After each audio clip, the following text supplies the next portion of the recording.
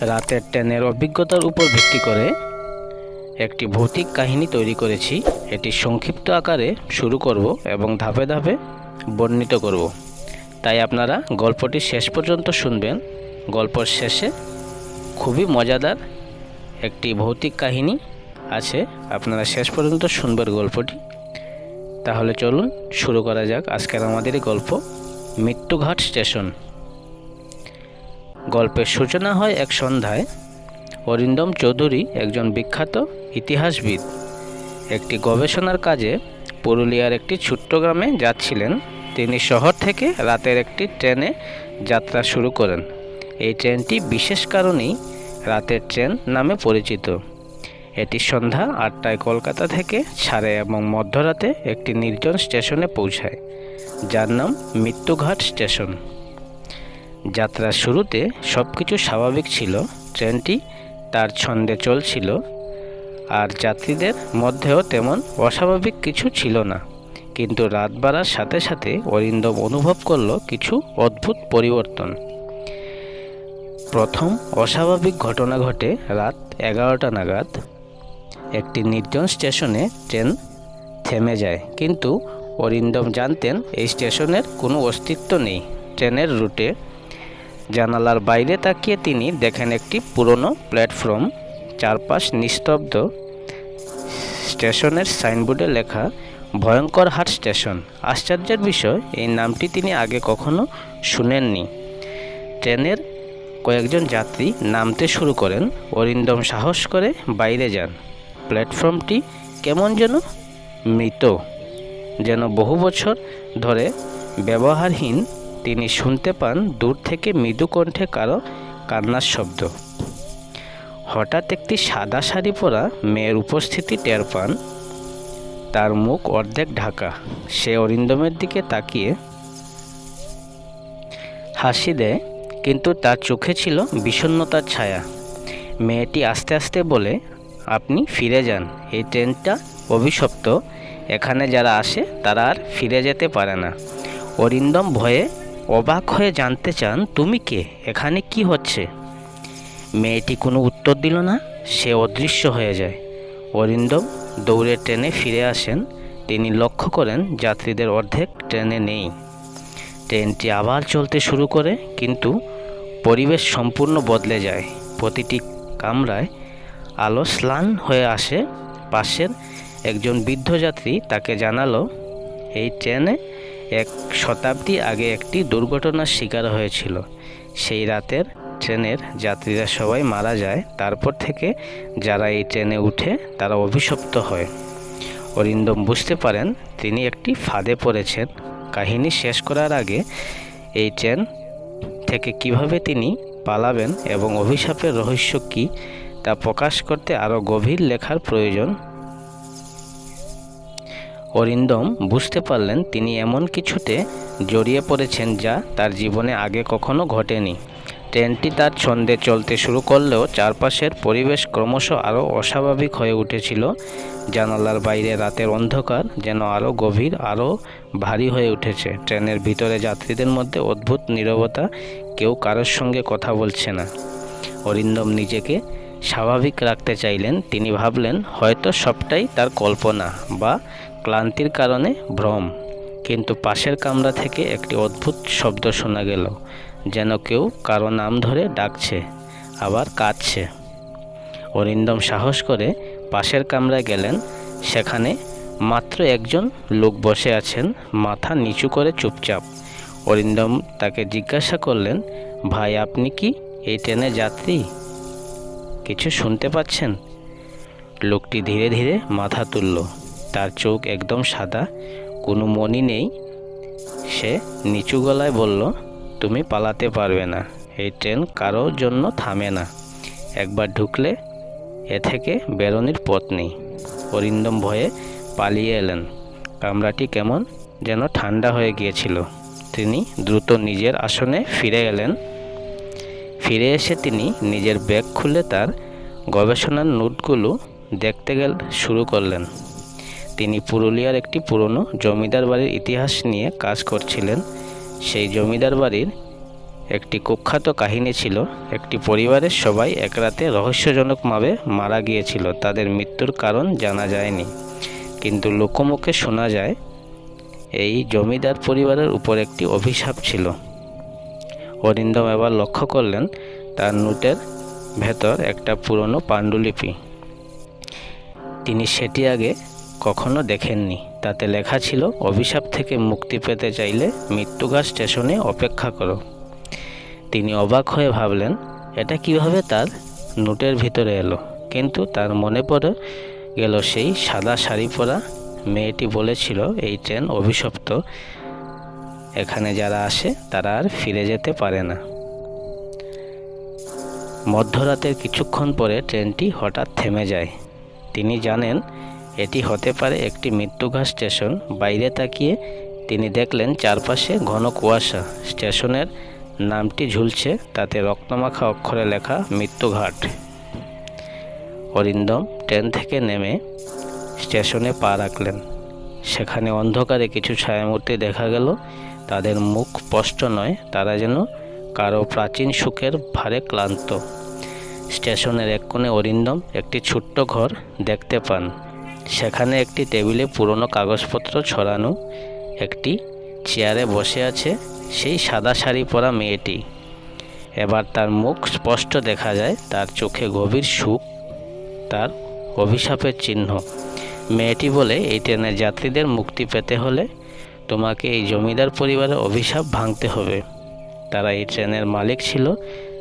সেই রাতে তারা অভিশপ্ত হয়ে এই ট্রেনে বন্দী হয়েছে। অরিন্দম জিজ্ঞেস করলেন, আমি কিভাবে অভিশাপ ভাঙব? মেয়েটি উত্তর দিল, তোমাকে জমিদার বাড়ির ভেতরে গিয়ে সেই রাতের আসল রহস্য উদ্ঘাটন করতে হবে। কিন্তু সাবধান, অনেক বাধা আসবে। তুমি একা নও, যারা চাইবে তুমি সফল না হও।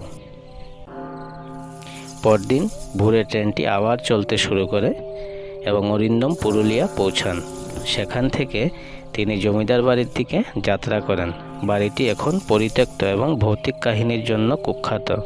স্থানীয়রা তাকে সতর্ক করে বলেন, বাড়িতে যেও না, যারা মারা গেছে তারা ফিরে আসেনি। তবে অরিন্দম জানতেন তিনি একা নন। সাদা শাড়ি পরা মেয়েটির অনুরোধ ও ট্রেনের অভিশপ্ত যাত্রীদের মুক্তি তার দায়িত্ব হয়ে দাঁড়িয়েছে। জমিদার বাড়িতে পৌঁছে তিনি দেখেন বাড়িটি সম্পূর্ণ ধ্বংসপ্রায়। তার ভেতরে ঢুকে তিনি পুরনো ফার্নিচার আর দেওয়ালে ঝুলে থাকা জমিদার পরিবারের ছবিগুলো দেখতে পান। রাত বাড়ার সাথে সাথে বাড়িটি আরও ভয়ঙ্কর হয়ে ওঠে। চারপাশে অদ্ভুত শব্দ, দেওয়ালের ফাঁক থেকে ফিসফিসানি। অরিন্দম বুঝতে পারেন তিনি একটি বড় ষড়যন্ত্রের কেন্দ্রে চলে এসেছেন। তিনি কি অভিশাপ ভাঙতে পারবেন, নাকি তিনিও সেই ট্রেনের এক যাত্রী হয়ে যাবেন? অরিন্দম জমিদার বাড়ির ভেতরে ঢুকে দেখলেন পুরো বাড়িটি ভৌতিক নীরবতায় মোড়া। দেওয়ালগুলো ধুলো আর জালের আড়ালে চাপা পড়ে আছে। বাতাসে ভেসে বেড়াচ্ছে পচা কাঠ আর কিছু পুরনো কাপড়ের গন্ধ। বাড়ির মূল হলঘরে বিশাল এক ঝাড়বাতি ঝুলছে, যা কখন ভাঙা আর জীর্ণ। কিন্তু অদ্ভুত ব্যাপার হলো, ঘরের এক কোণে একটি মোমবাতি জ্বলছিল। মোমবাতির পাশে রাখা একটি প্রাচীন পুঁথি অরিন্দমের নজর পড়ে। পুঁথির পাতাগুলো অদ্ভুত অক্ষরে লেখা, যা কোনো সাধারণ ভাষার মতো নয়। অরিন্দম তার ব্যাগ থেকে একটি নোটবুক বের করে অক্ষরগুলো নকল করার চেষ্টা করলেন। হঠাৎ তার মনে হলো বাড়ির দেওয়ালের ফাঁক থেকে কেউ তাকে দেখছে। তিনি পুঁথিটি পড়ার চেষ্টা করতেই বাতাস ভারী হয়ে উঠল। মনে হলো বাড়ির ভেতরে কোনো অদৃশ্য শক্তি তার চলাফেরা পর্যবেক্ষণ করছে। সেই সময় তার মাথার মধ্যে কারো গভীর কণ্ঠস্বর শুনতে পেলেন, তুমি আমাদের দুঃখের শেষ করতে এসেছো, নাকি তুমি নিজেও এই অভিশাপের শিকার হবে? অরিন্দম ভয়ে পেয়েও সাহস করে বললেন, আমি সত্য জানতে এসেছি। আমি তোমাদের মুক্ত করতে চাই। তোমরা কে? একটি কালো ছায়া আস্তে আস্তে মূর্ত আকার ধারণ করল। এটি একজন পুরুষের ছায়া, যার চোখ অন্ধকারে জ্বলজ্বল করছে। আমাদের অভিশাপের শুরু হয়েছিল জমিদার পরিবারের লোভ আর পাপ থেকে।